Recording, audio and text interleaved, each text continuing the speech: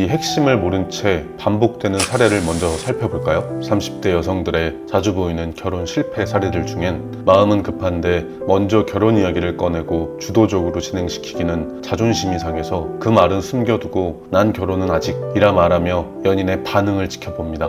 연인도 대부분 그것을 느끼지만 굳이 애걸복걸하면서까지 결혼하고 싶진 않거나 혹은 둔해서 모릅니다. 하지만 시간의 압박을 괴로워하는 건 여성들이 대부분. 결혼은 못 꺼내놓고 다른 말로 연인을 괴롭힙니다. 싸움이 잦아지고 결국 이별하거나 못된 남성의 경우 그 상황을 정확히 간파하고 자기 좋을 대로 이용합니다. 이건 이미 방향성이 결혼으로 가는 구조가 아닌 상태에 있는 것입니다. 더 최악의 사례도 많습니다. 나이가 30대인 게 문제가 아니라 그 조급함이 내가 나를 함부로 다루기 시작하게 합니다. 전에는 후보군에도 안 들일 법한 내일이 없는 수준의 남성들을 덜컥 만나버리거나 구조가 결혼으로 갈 수 없는 무책임하거나 혹은 이미 짝이 있는 남성을 만나버리기도 합니다. 그 조급함을 악용해서 자기 감정과 욕구만 해소하는 무책임한 남성들과의 만남이 거듭되고 낭비되는 시간과 피폐해지는 멘탈은 복구 불가한 상태로 빠지는 경우도 적지 않게 보입니다. 왜 우리는 타인들이 만들어 놓은 편견 안에 갇혀서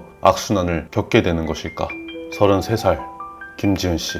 예전엔 어디를 가도 환영받는 기분으로 살았는데 요즘은 나이만 말해도 분위기가 싸해지는 것 같다고 합니다. 특히 남성들의 반응에서 예전과는 다른 기류를 자주 느낀다고요. 20대 후반부터 어렴풋이 느꼈던 여자 나이 30에 대한 막연한 불안감이 지금은 현실이 된 것 같다고 말합니다.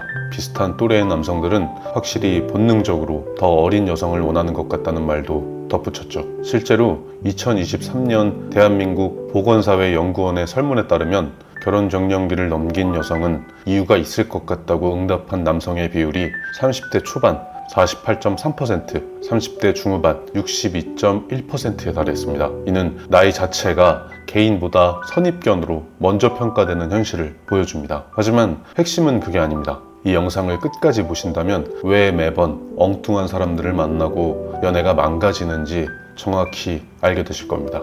물론 성별을 떠나 더 젊고 어린 나이에서 오는 싱그러운 에너지가 분명히 있습니다. 또한 본능적으로 출산에 더 유리한 선택을 원하는 것도 당연하죠. 게다가 남성에게는 유전적 경향, 호르몬의 작용, 사회적 역할의 학습, 감정 투사 구조가 복합적으로 작용하며 여성을 보호하려는 보호 본능이 작동합니다. 이는 올바르게 작동하기도 하지만 쉽게 악수를 두는 편견을 만들어내기도 합니다. 이를테면 비교적 나이가 어린 여성이 모아둔 돈이 없으면 어리니까 그럴 수밖에 없었을 것이다 라고 이해해 줍니다. 반대로 어린 여성이 모아둔 돈이 있으면 생각이 깊고 성숙하다며 긍정적으로 봅니다. 반면 30대 여성이 모아둔 돈이 없으면 그 나이를 먹도록 펑펑 쓰고 다녔겠다라고 불편하게 생각합니다. 그런데 모아둔 돈이 있어도 연애나 결혼으로 이어지는 동안 잔소리를 할 것 같고 내가 잡혀 살 것 같다 싶은 자기 유능감과 존재감을 훼손당하는 막연한 반감이 올라옵니다. 하지만 인정해야 할 부분도 분명히 있습니다. 30대 여성을 외면하는 또래의 남자들은 대부분 20대에 처참한 시간을 보내게 됩니다. 미성숙하고 어설프며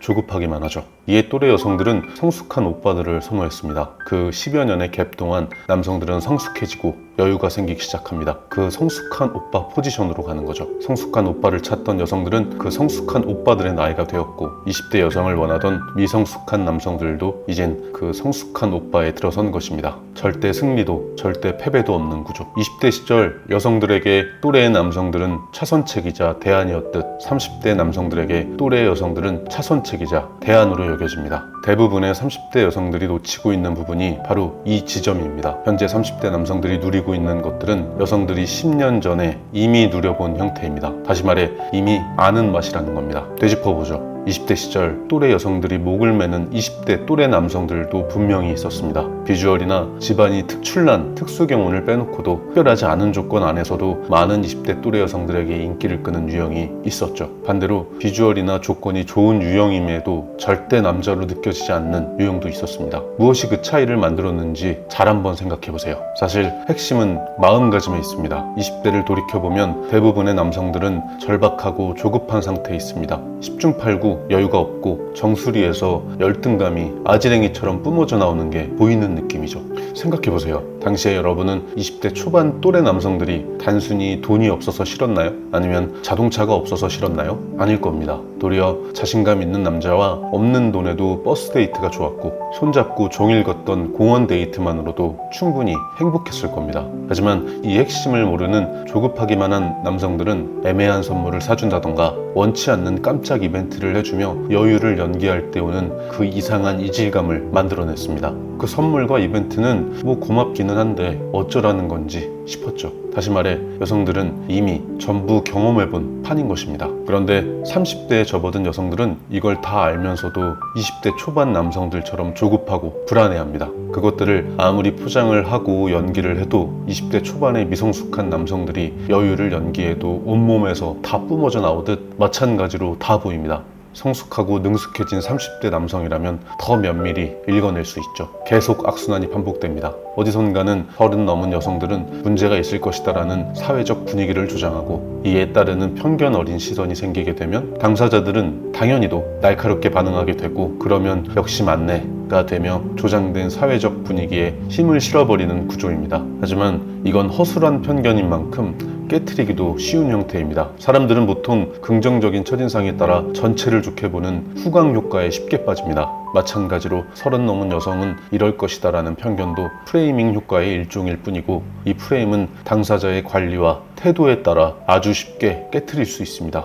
자기 태도와 중심을 분명히 세우고 있는 사람 앞에서는 그 프레임 자체가 무력화되는 것이죠. 그러기 위해선 감정 루틴을 통해 감정을 들여다봐야 합니다. 덩어리진 결혼해야 하는데 라는 생각에 매달리기보다 정말로 왜 결혼이 하고 싶은 건지, 어떤 사람을 만나고 싶은 건지 스스로에게 질문을 던져볼 시간이 필요한 것입니다. 참고로 제가 실제로 감정을 정리할 때 쓰는 루틴을 고정 댓글에 적어두겠습니다. 이 루틴을 통해 조급함이라는 감정을 쪼개어 보면 친구의 결혼 소식에 의한 불안감, 나는 결혼 못하는 게 아닐까 하는 조바심, 그런 것들이 들어있을 겁니다. 그럼 이렇게 묻게 되는 거죠. 그럼 나는 지금 누구라도 좋으니 결혼하고 싶은 걸까? 아마 아닐 겁니다. 감정을 쪼개고 그 안에 들어있는 진짜 내 마음을 하나하나 찾아내다 보면 결혼은 해야만 하는 게 아니라 해도 좋은 선택이 될 수 있습니다. 이게 되지 않는 상태일 때 앞서 말씀드렸던 사례들처럼 괜한 자존심을 부리며 좋은 관계를 망가뜨리거나 조급함에 딸려가며 시간을 낭비하고 멘탈을 깨트리는 관계를 반복하게 됩니다. 이렇듯 내 스스로 기준을 잡고 편견에 휘둘리지 않는 상태가 되었을 때 가장 중요한 핵심은 좋지 않은 사람을 걸러낼 선택할 마음에 힘이 생기는 것입니다. 아이러니하게 느껴질 수도 있지만 연애나 결혼이 필수가 아닌 선택으로 느껴질 때 진짜 좋은 사람을 보는 눈이 생기고 또 그 진짜 좋은 사람이 다가옵니다.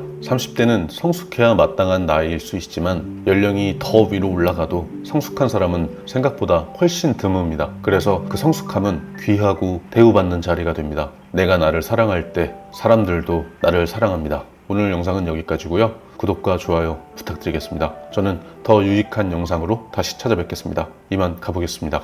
안녕히 계세요.